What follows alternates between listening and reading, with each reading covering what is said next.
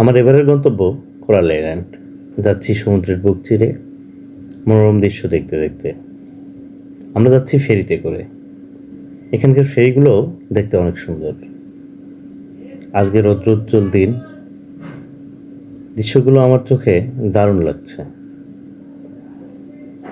মনে পড়ে যাচ্ছে কবির সে কথা, দেখা হয়নি চক্ষু মিলিয়া, ঘর হতে দুপা ফেলিয়া। আইসল্যান্ডে চলে আসছি। এখানে আমরা ফেরিতে আসলে জনপ্রতি 30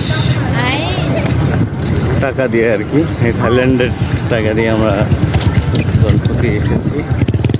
এখন আমাদের চিন্তা হচ্ছে আমরা আগে জায়গা মতো যাবো। এখানে আপনারা দেখছেন এই যে সুইমিং করা, স্পিড ডাইভিং করা, এগুলো অনেক কিছুই এখানে আছে।